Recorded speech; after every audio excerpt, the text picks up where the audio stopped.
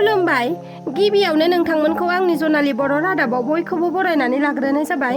दिनै 2023 मायथाइनि 6 डिसेम्बर। नोंथांमोननि थाखाय आं फुंबिलिनि गोदान खौरां लानानै फैबावलायबाय। मिजिंथियो नोंथांमोना खौरांखौ जोबजासे नायजोबलांगोन होनना। 8 थाखोआव फरायनाय मेम'रि नार्जारि बिनानावनि दुखुथिया जिउ खांनायखौ नुनानै बिटिआरनि गाहाय मावफुं सोद्रोमा प्रमद बर' बिथाङा नखरसिम थांनानै खौरां लाहैदों। चिरां जिल्लानि बेन्दोंआव थानाय पाटाबारि गोजोनपुरि गामिनि थागिबि मेनन नार्जारि आरो निर्मला नार्जारिनि फिसाजो मेम'रि नार्जारिया गोबां खस्थ'नि गेजेरजों सोलोंथाइ लाबोदों।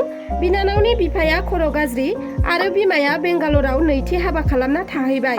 दायो मिथिना मोननाय बायदिब्ला मेम'रि बिनानावा बिदा सासे दं आरो लोगोसे बिबै बिबौ दंफायो। बिमा बिफा दंब्लाबो गैयै बायदि जानांदों दुखुथिया सानै बिदा बिनानावा। जानाय लोंनाय खरसाजों लोगोसे फरायनायनि खरसाखौबो गावसोरनो दिहुननो गोनां जादोंमोन। बिदाया देग्लाय मेट्रिक लिरगोन आरो बिनानावा 8 थाखोआव फरायो। फोरमायथिनाया गोनांदि मेम'रि नार्जारि बिनानावा गावनि फरायनाय खरसाखौ गावनो दिहुनोमोन। प्लास्टिकनि दिरुं बायनानै आखाइजोंनो मना एबा बेग हेबनानै हाथाय बाजार फानथिङोमोन। मेम'रिया बेजोंनो जा एसे मोनो नखरखौबो सालायोमोन आरो गावनि फरायनायनि खरसाखौबो दिहुनोमोन। ओरैहाय बिदायाबो फरायनायजों लोगोसे हाजिराफोर मावोमोन आरो सम लानानै दैमा दैसायाव ना सारनानै फानना नखर सालायोमोन आरो गावनि फरायनाय खरसाखौबो दिहुनोमोन। बेबादि दुखु खस्थ'खौ नुनानै खौरांगिरि बिथांमोनहा खौराङाव फोसावनाय लोगो लोगोनो बिटिआरनि गाहाय मावफुं सोद्रोमा प्रमद बर' बिथाङा मेम'रि बिनानावनि नखराव थांनानै खौरां लाहैदों आरो फरायसालियाव थांनो थाखाय गंनै साइकेल आरो लोगोसे थाग्रा न' गंसे बानायना होनो थाखाय प्रमद बर' बिथाङा खोथा होनाय जाबाय। आरो बेल' नङा, बिदा बिनानाव सानैनिबो फरायनायनि बिबानखौबो आखायाव लाबाय बिथाङा। प्रमद बर' बिथांनि बेबादि बाख्नायथाव हाबा मावनायखौ ओनसोलनि सुबुंफोरा गोजोननाय फोरमायदों आरो मेम'रि बिनानावाबो दुखुनि समाव सरकारनि मदद मोननानै प्रमद बर' बिथांखौ साबायखर बावहरदों। 17 बोसोर सरकार सालायबोनाय बिपिएफ हान्जाखौ रायजोनि थाखाय जेबो मावबोआखै होनना इउपिपिएल हान्जाया बुंबोनायनि सायाव बिपिएफ लाइमोन गांखंनि दैदेनगिरि कास्टम बसुमतारिया गोख्रों बाथ्रा बुंदों। बिटिआर सरकारनि सायाव पावाराव थानाय एबा सरकाराव थानाय इउपिपिएलखौ नागार गोबां देरफुनाय लाइमोन सेंग्रा सिख्लाफ्रा बिटिसिखौ बासायनो थाखायनो बिपिएफ हान्जायाव जयेन जागासिनो दं होनना बुंथिदों बिथाङा। इउपिपिएल सरकार दानाया 3 बोसोर जालांबाय, नाथाय प्रमद बर' बिथाङा दासिमबो 5 लाख लाइमोनफोरनो साख्रि होगोन होनना खोथा होनाया दासिमबो सासेनोबो साख्रिखौ होनो हायाखै आरो आसाम पाटनि एखे बोसोराव टेट पास जानाया दिनै साख्रि मोनजोब्बाय। नाथाय बिटिसिआव 19,000 टेट पास जानाया मानो साख्रि मोनाखै होनना सोंथि खालामदों कास्टम बसुमतारि बिथाङा आरो बुंथिबावोदि इउपिपिएल आरो प्रमद बर' बिथाङा बिटिसिखौ सासन खालामनायनि थाखायनो रावबो साख्रिखौ मोनाखै आरो गोबां भेन्सार स्कुलफोरा सरकारि जायाखै। बिटिसिनि कन्ट्रेक्टारफोरा खामानि मोनाखै। प्रमद बर'नाव जेबो एजेन्डा गैया आरो प्रमद बर' दैदेननाय बिटिआरआव जाथिया रैखाथि गैया आरो आबादारिफोराबो इउपिपिएल सरकारखौ सैला होनना बुंदों कास्टम बसुमतारि बिथाङा। आरोबाव बिथाङा बुङोदि प्रमद बर'आ गाव चिफ जानायनि उनाव जार्नालिस्ट वेलफेयार फान्डआव 10 कौटि फैसा होनायनि बाथ्रा बुंदोंमोन, नाथाय सासेबो मेडियानो 10 कौटि फैसा होआसै। बड'लेण्ड इउनिभारसिटियाव फरायनाय मास्टार डिग्री खालामबाय थानाय आरो ग्रेजुएसन खालामबाय थानाय साफ्रोमबो फरायसाफोरनो 2,500 रां होनायनि खोथा दंमोन, नाथाय रावबो सासेबो मोनाखै आरो प्रमद बर'नि बिटिआर सरकार सालायनायाव बिए एमए पास जानाय गोरों लाइमोनफोराबो रावबो गोजोननाय गैया। जुदि गोजोननाय गैयाब्ला सान्थिया बोरै फैगोन आरो एक्स एनडिएफबि बिथांमोनजों लोगोसे गोबां सुबुंफ्रानो गोजोननाय गैया। गोजोननायखौ लाबोनोब्ला सुबुंफोरखौ खुसि खालामनो हानांगोन आरो सिगांनि दावहाखौ दासिमबो रायखांबाय थायोब्ला फेलार लिडारसो।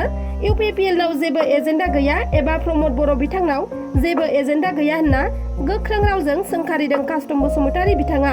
आरो 17 बोसोराव बिपिएफआ जेबो मावाखैब्ला 3 बोसोराव नोंसोर मा मावखो होनना गोख्रों सोंथि खालामदों इउपिपिएल सरकारनाव।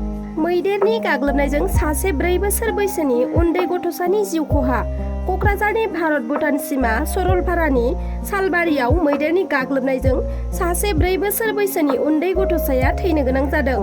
सामा हासदानि फिसाज्ला इमानुएल हासदाया थांनाय मोनानि 12 रिंगायाव मैदेरजों दुखुनांथावै बुथारलांजादों। हाग्रानिफ्राय फैनाय मैदेरा इमानुएल हासदाखौ गासिननानै बुथारदों एबा गाथारदों। बिनि अनगायैबो तामुलपुरावबो मैदेरनि उदखार, गोबां सुबुंफोरनि न' बांखौ सिफायनानै सिलिंखार खालामलांदों हाग्रानि मैदेरा आरो दुब्लिनि माइ आबादफोरखौबो गोबां सिलिंखार खालामलांदों। हाग्रानिफ्राय फालो फालो ओंखारबोनाय मैदेरनि उदखाराव सुबुंफोरा उन्दुनो थानो जानो सान्थि गैयै जानो गोनां जादों।